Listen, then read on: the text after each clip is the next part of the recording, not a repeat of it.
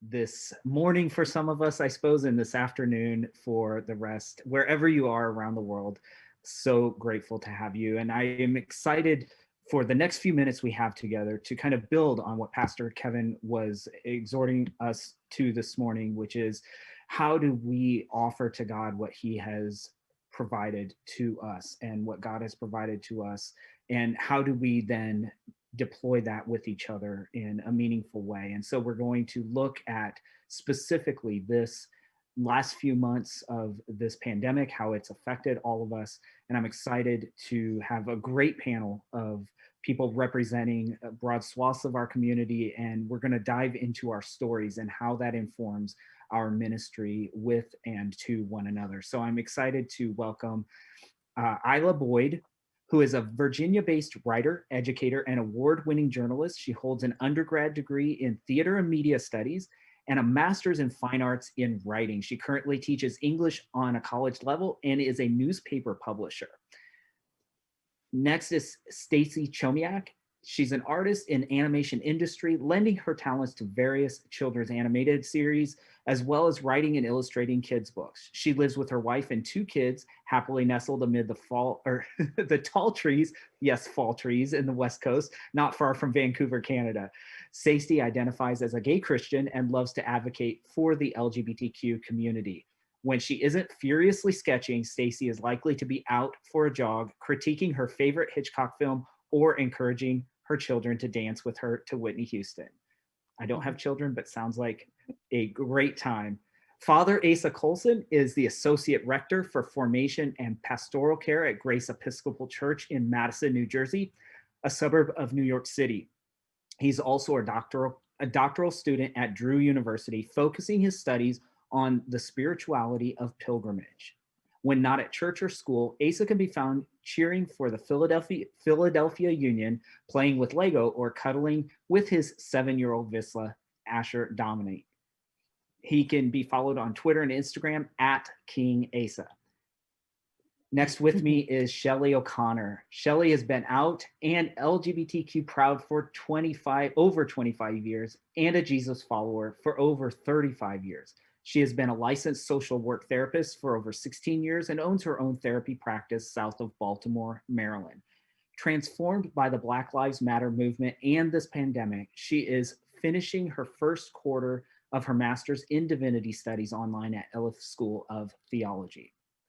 Travis Ramirez, who we've all seen perform so well with the Kahoot, which he should not be surprising when you find out he's a middle school teacher living in Lancaster, California, with his partner Juan and their 3 terriers, Porthos, Darwin, and Reggie. He's also an avid Trekkie, gamer, and amateur musician. And we're grateful to have Kyle Scott. He's a human resources professional living in Springfield, Ohio, with his partner Jeff. Kyle is a practicing Methodist who enjoys reading and spending time with friends and family. Thank you all so much for joining me today on this panel. I want to dive right in and kind of approach this kind of elephant in the room, which is, of course, the pandemic and how that has affected us all. In the introductions, Shelly, specifically, you had said that the Black Lives Matter movement and this pandemic had really been life transformative. And so I'd like to start with you and dive into our conversation about how this has affected us, because we want to look at how it's affected us all and how we can move forward beyond this. So Shelly, I'm curious to hear more about that. Thanks, Steve.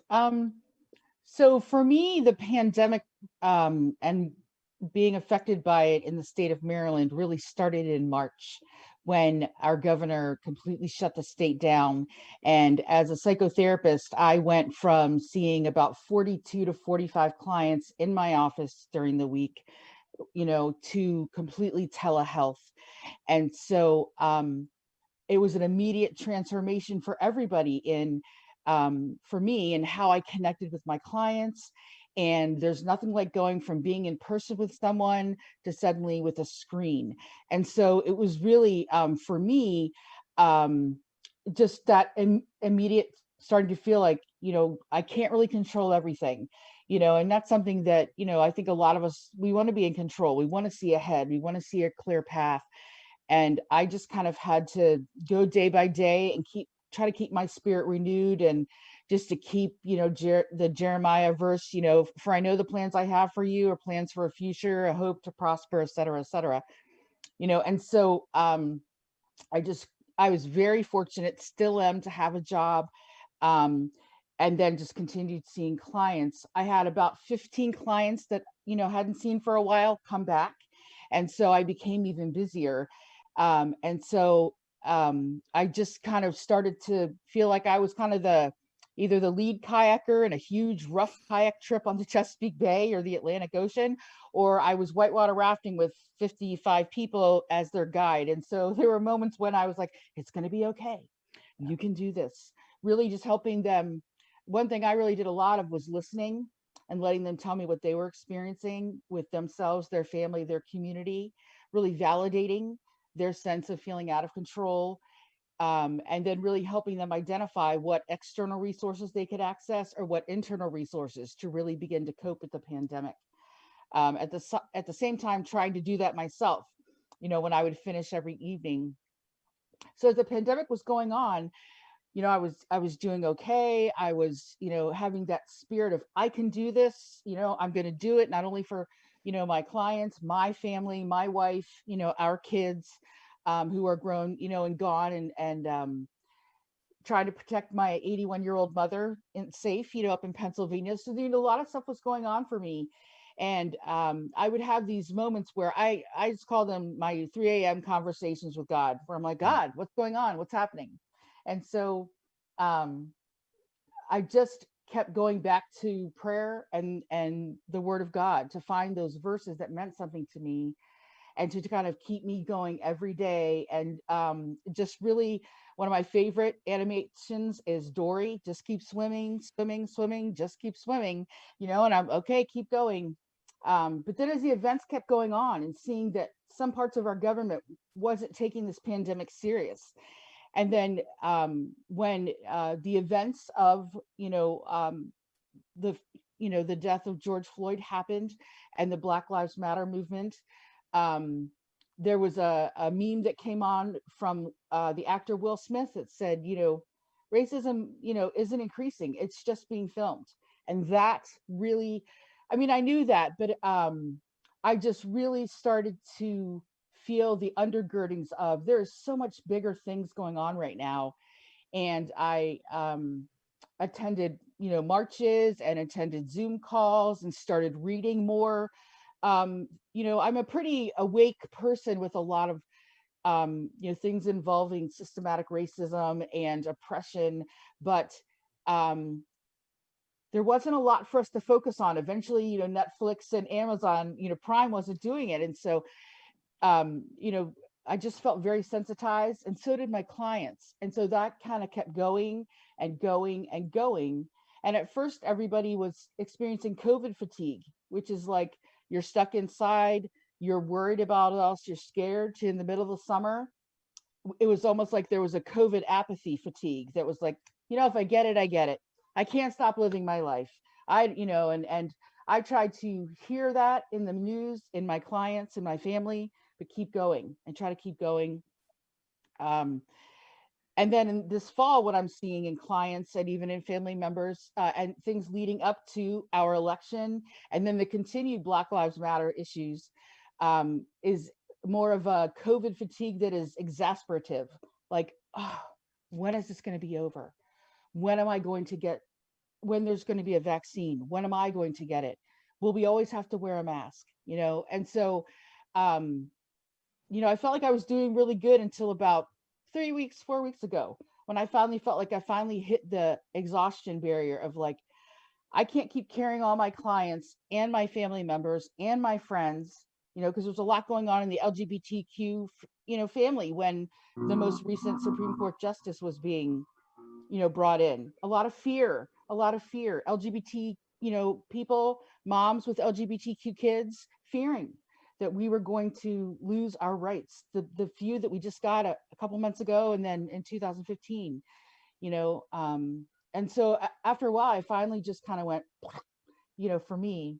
But one of the things that came out was, I've been doing a lot more Black Lives Matter Yes, work so with I think this people that I have contact with yeah, on as long as social you're trying to see your media, office, that's people in okay to my me. world, attending book, clubs, and then Iowa School of Theology, going to get my Uh, master's in divinity, yeah, um, with an emphasis, in social justice, that would be as well hilarious. as total inclusivity of, So this is LGBTQ like the people, local. Black, Indigenous people of color.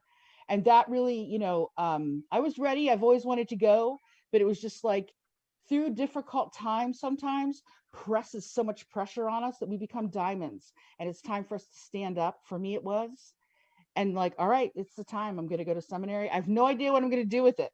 Whether I'm going to I don't, be a pastor or online or teaching, writing, I have no idea. But God knows. That's the biggest thing that I've learned is that I may not be able to see the path right in front of me, but God knows the bigger picture.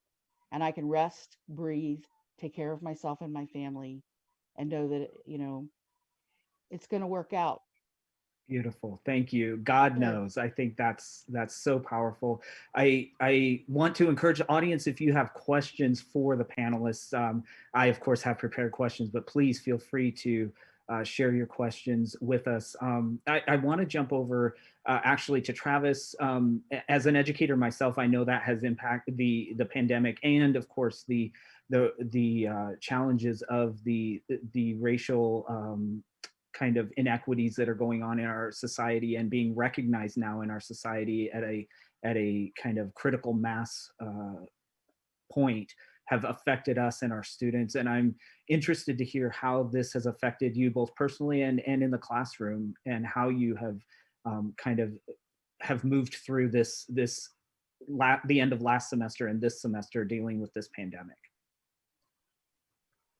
Yeah, we shut down all of our schools just like I imagine a lot of schools across the country did in March, and we have not been back for in-person learning since then. So that's, it's been, I think, a tremendous challenge, not only as educators to kind of adapt our instructional models to this new way of teaching, but also seeing that we're dealing with young kids who are in these very formative years in their lives, and they're seeing all of these massive things going on around them, and I think the biggest challenge has been connecting with those kids. So I know I was very moved.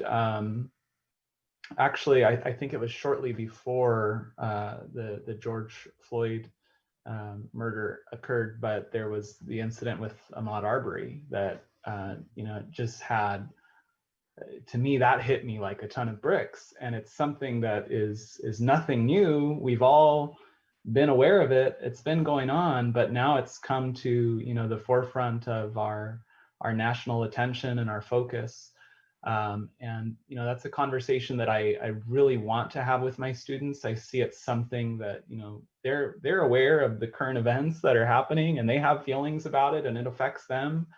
And that's probably one thing where I'm just really looking forward to getting back to getting back to face-to-face instruction with those kids. I know that there's going to be so many challenges for them, but when I think about them wrestling with some of these issues and not necessarily having the skills to do that on their own, that's that's something that I want to help with. And I also think about from an LGBT perspective, a lot of times these young kids are coming to terms with being gay or trans, or wrestling with sexuality and gender identity issues, and oftentimes school is the core network of support that they have, where they have friends that they can talk with, or teachers who they know will be supportive or empathize with them, and they may not feel that they have that at home, which is the one place where they might feel the most restricted right now.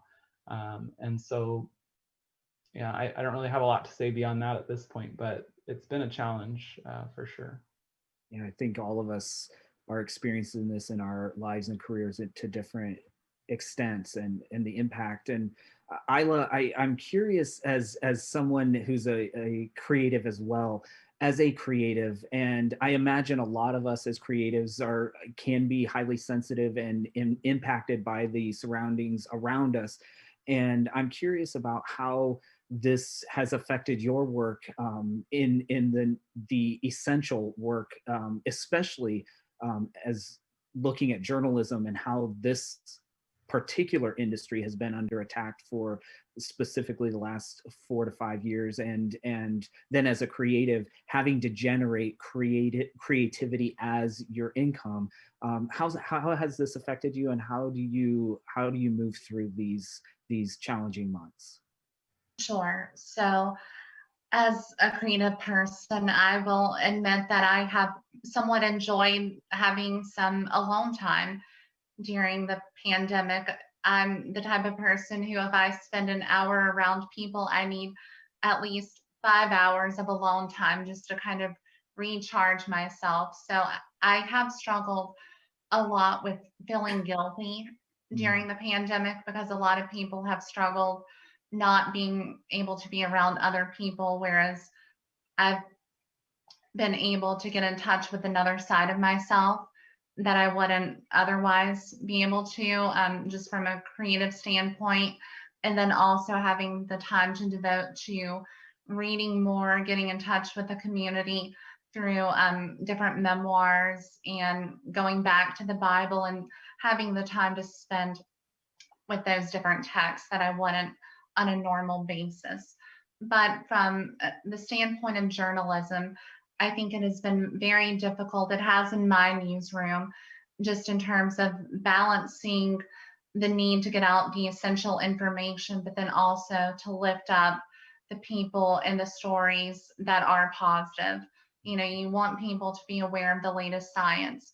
You want people to be aware of the number of hospitalizations, the number of deaths, but you also want to highlight the stories that don't have anything to do with the pandemic.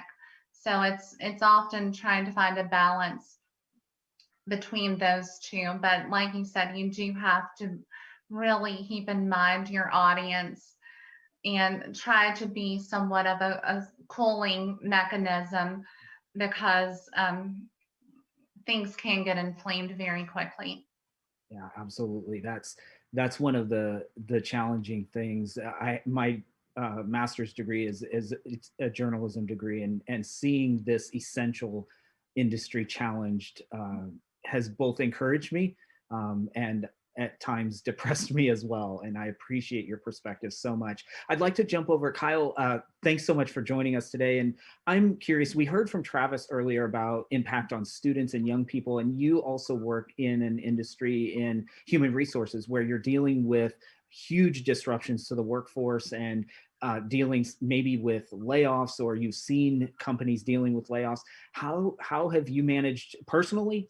And then how do you help your colleagues and friends and people in your community navigate this time? Thank you for the question, first of all, and for having me today. I think personally, for me, it's been a really big exercise in grace, not just professionally, but as a person of color too, because as many other people on the panel have talked about, this has been a big watershed or awakening moment for them.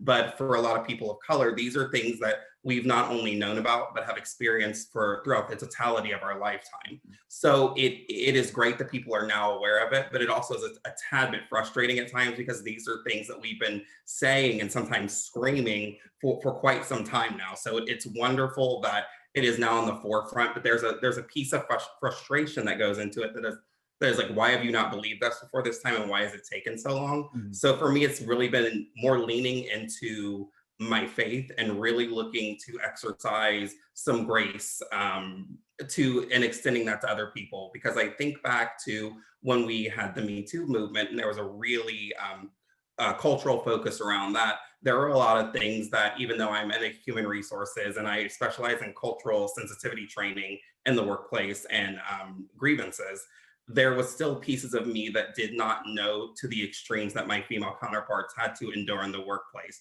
So I'm sure they had that same frustration with me. So a lot of it was really me looking internally and leaning into my faith to exercise some grace towards individuals, and to not, in this moment of kind of a watershed that we're all having, to not lash out and to be empathetic to their newfound understanding.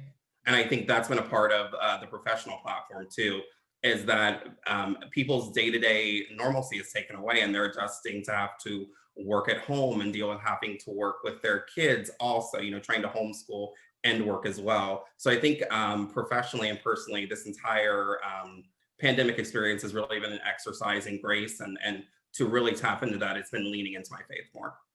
Thank you so much. That's something I've been challenged as well personally. Extending grace first to myself, patience with myself, and then extending that to others. Yeah. Stacy, you also are creative, an artist, as I mentioned. You illustrate and do a variety of other things. One thing that we mentioned in your bio too is you have 2 children. And I really am curious, as you have gone through these last 6, 8, 10 months, how have you navigated this within the family context with you and your wife, and processing this with children? Because I imagine that has its own unique challenges.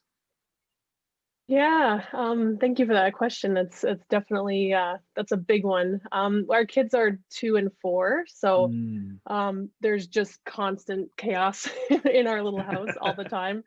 And then luckily I have a lock on my office door, so it's the only way I can get anything done. But it's definitely challenging. Our 2-year-old son is totally unaware. He just doesn't know why he can't go on a lot of playgrounds, but he still flies around the house and climbs anything, and he doesn't really. He does wear a mask, because if we have to go into a store, he's able to wear his mask, and it has Doc McStuffins on it, so he's excited about that, but he doesn't really know what it means. Our 4-year-old daughter is definitely a lot more aware, and she misses her friends, misses going to church, wonders why can't we see other people, and so she kind of calls it like the big bug, and she says, when is the big bug going to be gone, mommy? And as parents, we have to say, we don't know. And I think that's one of the difficulties of being in this situation, is that my wife Tams and I, after they go to bed, we kind of we can talk about what we're scared about, but we have to be sort of brave and honest and sort of authentic with our kids and say, we don't know what's going to happen. We don't know how long this is going to go on, but we have a safe space together, and we love you, and let's try and have a dance party in our house. Let's try and put up the Christmas tree early, because why not? Let's do things that we can still do, because those things aren't canceled in 2020.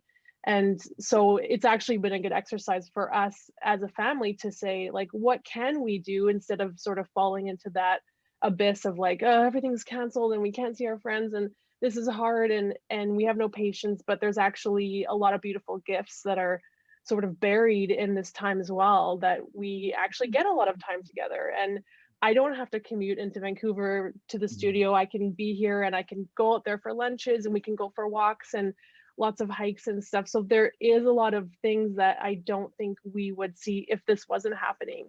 So it's sort of the exercise of, holding fear and joy at the same time.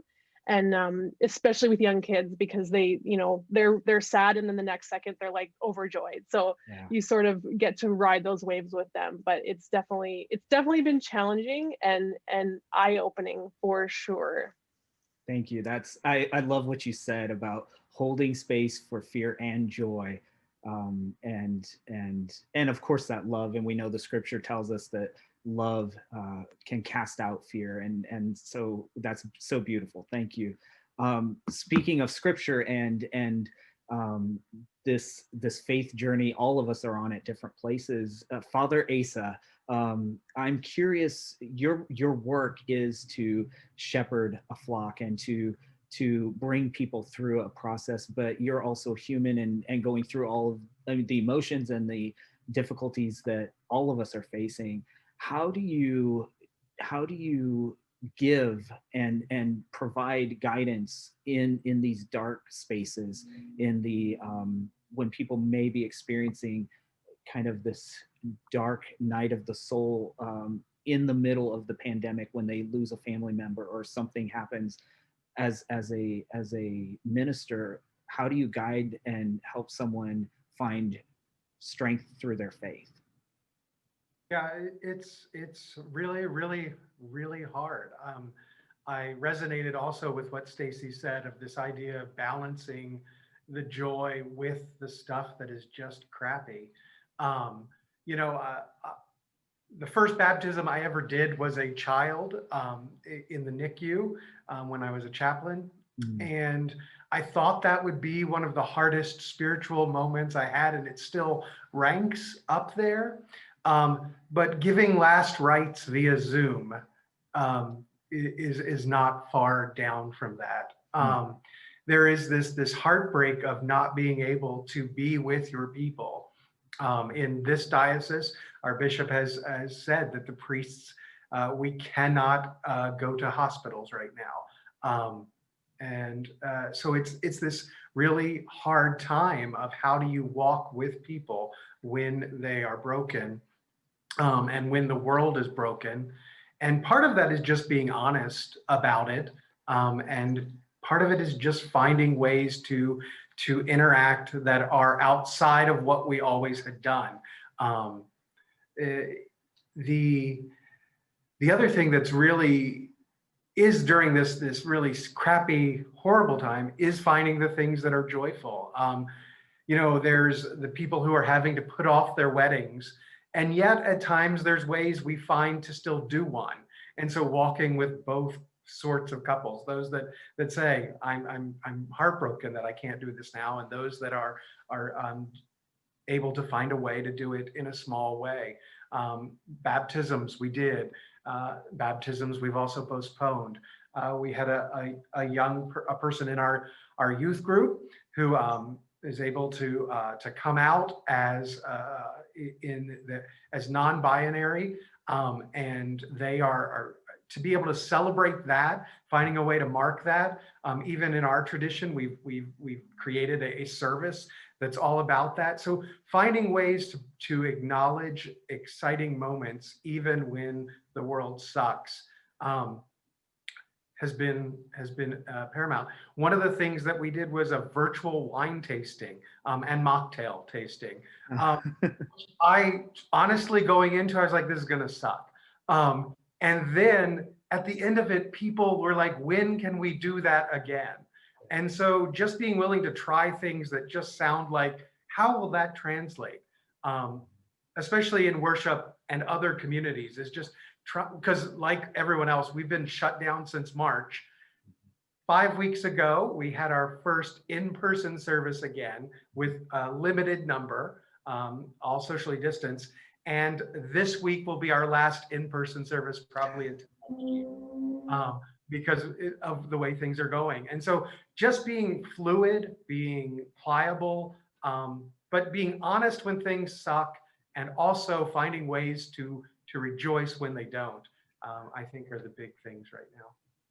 I'm hearing these themes of flexibility, of finding joy, and as we look at the question, we've looked at how this has impacted all of us, and we're kind of winding down our time together. I could go on for hours with each of you, I imagine, on all of the experiences of this crazy 2020. But I'm curious, just kind of setting it out to the panel, we can kind of just popcorn around. As we think of where we go from here, I'm really curious about highlighting the joys. And so I'd like to hear some stories of what are the, for example, I picked up a new hobby over this quarantine time of the last year. What are the things, where are the places you found joy, expected or unexpected, in this last year? And I'll open up to anyone who wants to jump in.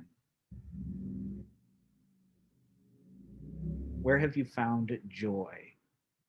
I'll go ahead and speak. Yeah, go ahead, Kyle. Yeah, thank you.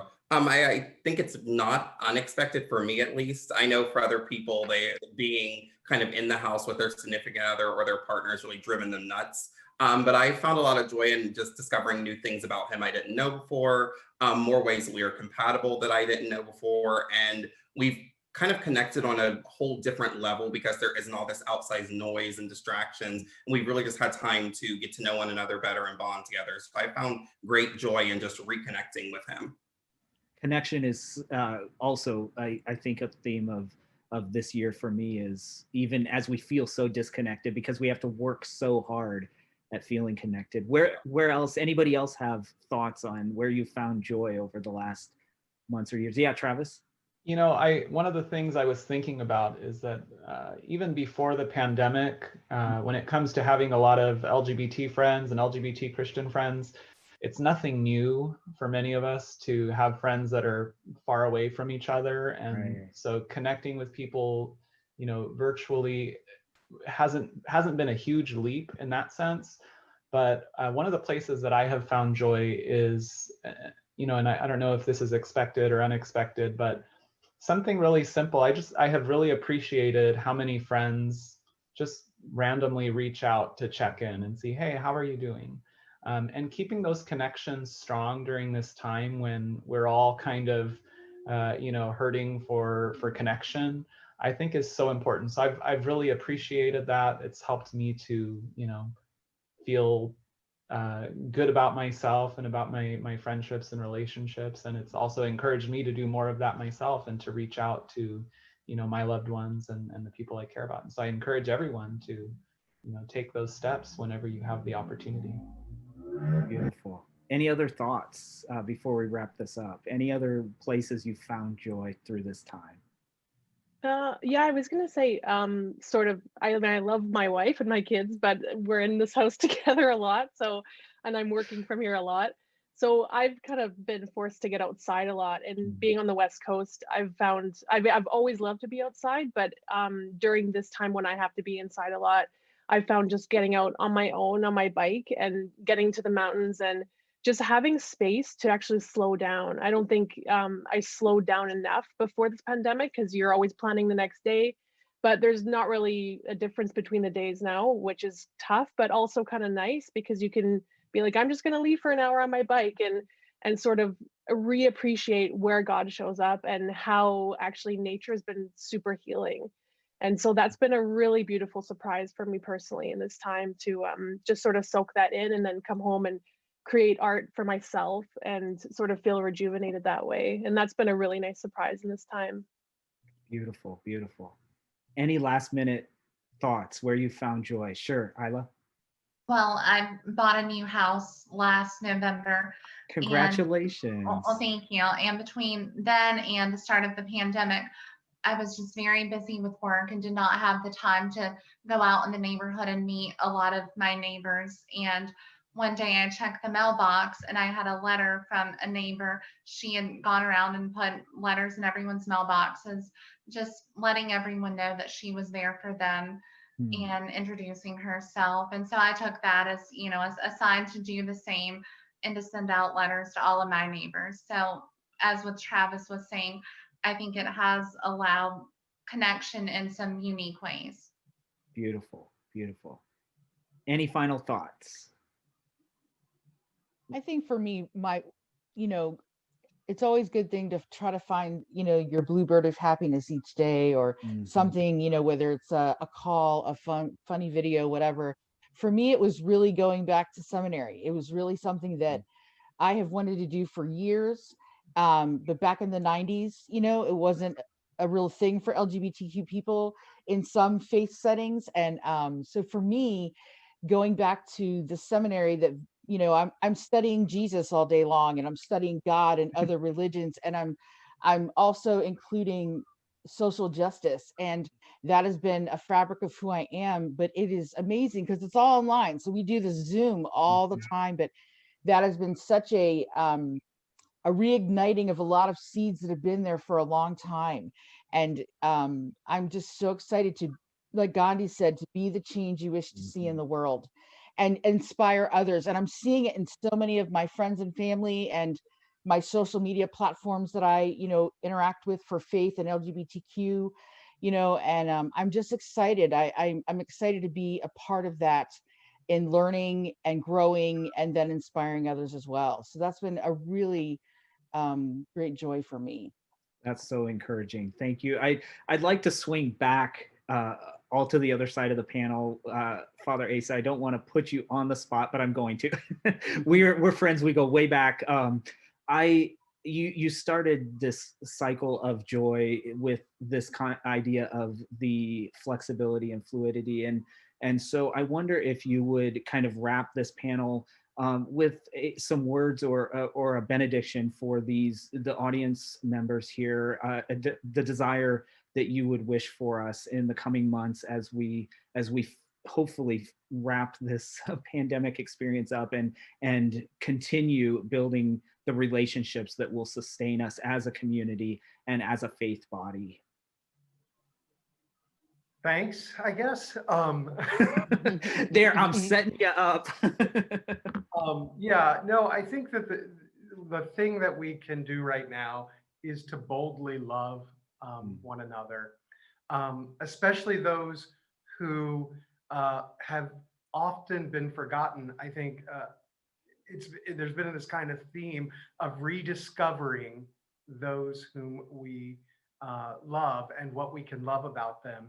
And so love is the key. So to boldly love, that's what I would encourage us to do, because we know scripture tells us that God is love, and all of us who love are born of God. And so that's what I invite us to do, is to focus on loving one another and ourselves in this next continuing time of pandemic. Beautiful. Thank you. I appreciate Trey and all the people, Michael, everybody behind the scenes who has allowed me to be a part of this and take up a little more time than I was originally scheduled for. Thank you each for joining me in this great conversation. The opportunity to connect with you has been really a highlight of my day, and I appreciate each and every one of you and the perspective you've brought to this discussion. I'll turn it over to Trey. Thanks so much, everybody.